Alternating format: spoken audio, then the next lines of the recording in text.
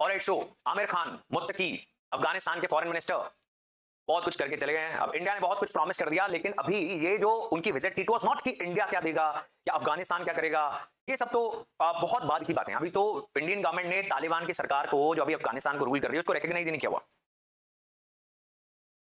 So Indian government is going to open embassy in Afghanistan, in Kabul.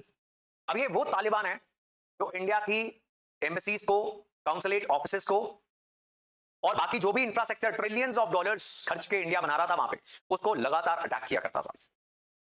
गुरुद्वारों में धमाके करना was a very normal thing for Taliban, right. वहां से अफगानिस्तान से बहुत सारे हिंदू और सिख रेस्क्यू करके लाने पड़ते थे।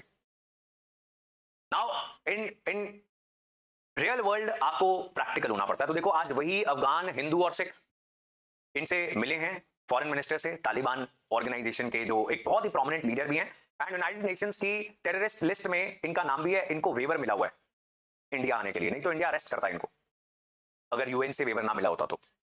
अब वही हिंदू और सिख, बिकॉज वापस जाने का क्या ऑप्शन है, इन्हीं से अच्छे रिश्ते बनाने पड़ेंगे। अब रूल कर रहे हैं वो, इनसे मिल रहे हैं, इनको शॉल वगैरह दी। सिमिलरली इंडियन गवर्नमेंट को भी अब अच्छे रिश्ते बनाने पड़ेंगे, because that is what pragmatic foreign policy is. आपको प्रैक्टिकल ही रहना पड़ेगा, आप जिस बातों से नहीं सोच सकते foreign policy. Now that is what has happened here. अब एडेड एडवांटेज हमारे लिए क्या हो गई है कि पाकिस्तान का भी रिश्ता खराब हो गया अब अफगानिस्तान के साथ। पाकिस्तान जो इस तालिबान को सबसे ज्यादा सपोर्ट करता रहा है, जब ये अफगानिस्तान में वहां की डेमोक्रेटिक जो सरकार थी, अमेरिका सपोर्टेड सरकार थी, जिसके इंडिया के साथ भी बड़े अच्छे रिश्ते थे, उनके खिलाफ जब तालिबान लगातार इंसर्जेंसी कर रहा था, तब Pakistan was the biggest supporter of Taliban terrorist organisation. क्यों? क्योंकि अगर तालिबान इंपॉर्टेंट रहेगा अफगानिस्तान में, उस जमाने की बात कर रहा हूं मैं, तो पाकिस्तान भी इंपॉर्टेंट रहेगा। उसको भी जब नेगोशिएशन होगी, जब डिप्लोमेसी होगी, तो पाकिस्तान को भी बुलाया जाएगा, बिकॉज पाकिस्तान के हाथ में तालिबान का स्टीयरिंग व्हील है, राइट। तो अब वो सरकार में आ गए, उनको पाकिस्तान की जरूरत नहीं है। अब तालिबान जो है सरकार में आ चुका है अफगानिस्तान में, और पाकिस्तान का पपेट बनने को तैयार नहीं है। असल में प्रॉब्लम तो ये है, इसीलिए पाकिस्तान जो है वो कुछ टेररिस्ट ऑर्गेनाइजेशंस, जैसे एक तालिबान से फैक्शन अलग हुआ, ग्रुप अलग हुआ, जिसका नाम हो गया तहरीके तालिबान पाकिस्तान।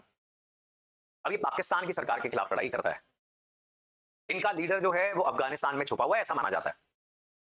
अभी पाकिस्तान ने अटैक किया था अफगानिस्तान के अंदर उस तहरीके तालिबान पाकिस्तान के लीडर को मारने के लिए, राइट। वो मरा या नहीं मरा ये क्लियर नहीं है, लेकिन अफगानिस्तान ने वापस अटैक किया और ऐसा माना जा रहा है करीब 60 पाकिस्तानी सोल्जर्स मर गए, राइट। उसकी वीडियोस भी आ रही हैं सामने, इसमें the Pakistani soldiers they are being blown up, उनको उड़ाया जा रहा है। तो अभी तो हम उनसे रिश्ते नॉर्मलाइज करने के प्रोसेस में हैं। रशिया एक लौती कंट्री है जिसने रिकॉग्नाइज किया है तालिबान की सरकार को, एंड इंडिया भी कर ही लेगा उस डायरेक्शन में, हमने मूव स्टार्ट कर दिया है।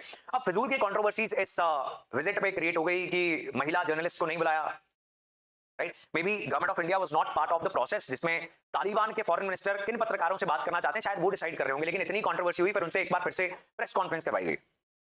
नाउ द न्यूज़पेपर सेज, आपको बड़ा ये ध्यान से समझना है कि ये थोड़ा सा ओपिनियनेटेड न्यूज़पेपर है, ये अपने विचार बहुत ज्यादा घुसाता है।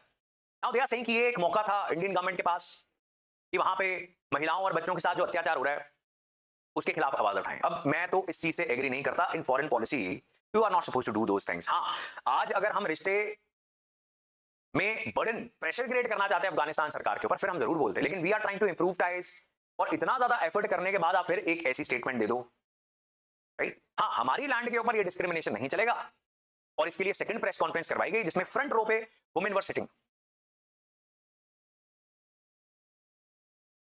राइट। उसके बाद फिर इनसे बहुत क्वेश्चनिंग भी हुई, अब he was not having any answers, तो ये यही बोलते रहे कि Afghanistan is based on Islam and Islam respects all the women. तो और क्या बोलेंगे।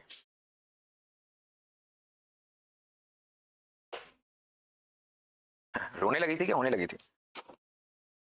So even now see, Mamata Banerjee का आपने शायद स्टेटमेंट सुना होगा, आई डोंट नो आपने सुना या नहीं सुना। बंगाल में गैंग रेप्स हो रहे हैं। अब रेप को प्रिवेंट करना थोड़ा सा मुश्किल है, दैट इज अंडरस्टैंडेबल। मतलब आप शॉर्ट टर्म में इसका सोल्यूशन नहीं कर सकते, आपको माइंडसेट चेंज करना पड़ेगा, आपको लड़कों के ऊपर काम करना पड़ेगा। सारी सोसाइटी का फोकस है विक्टिम के ऊपर, राइट। तो उन्होंने this Mamata Banerjee who is a female chief minister, बड़ी मुश्किल से महिला मुख्यमंत्री बनती है जो परिवार जिनका पॉलिटिक्स में नहीं था, self made, and she is saying कि लड़कियों को भी नहीं बाहर जाना चाहिए, right. It is like saying, आप यही इंप्लाई कर रहे हो ना कि फिर रेप तो होगा। आपने तो, अब वो रेपिस्ट जो सुन रहे होंगे या फिर पोटेंशियल रेपिस्ट जिनका माइंडसेट आज भी ऐसा ही है, वो कहेंगे कि मुख्यमंत्री भी तो कह रही है कि गलती तो है इनकी, ये क्यों बाहर आ जाते हैं।